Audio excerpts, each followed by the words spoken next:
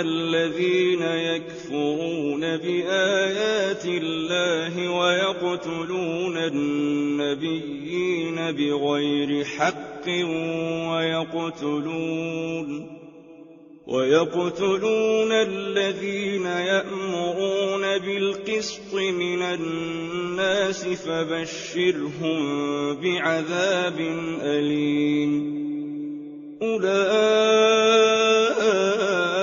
الذين حبطت أعمالهم في الدنيا والآخرة وما لهم من ناصرين. ألم تر إلى الذين أوتوا نصيبا من الكتاب يدعون إلى كتاب الله ليحكم بينهم ثم يتولى فريق منهم وهم معرضون. ذلك بأنهم قالوا لن تمسنا النار إلا أياما معدودات وغرهم في دينهم ما كانوا يفترون. فكيف إذا جمعناهم ليوم لا ريب فيه ووفيت كل نفس ما كسبت وهم لا يظلمون. قل اللهم مالك الملك تؤتي الملك من تشاء وتنزع الملك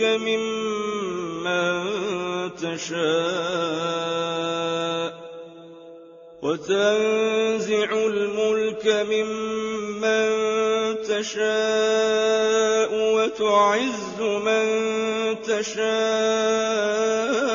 وتذل من تشاء بيدك الخير إنك على كل شيء قدير. تولج الليل في النهار وتولج النهار في الليل وتخرج الحي من الميت وتخرج الميت من الحي وترزق من تشاء بغير حساب. لا يتخذ المؤمنون الكافرين أولياء من دون المؤمنين ومن يفعل ذلك فليس من الله في شيء إلا أن تتقوا منهم تقاه ويحذركم الله نفسه وإلى الله المصير.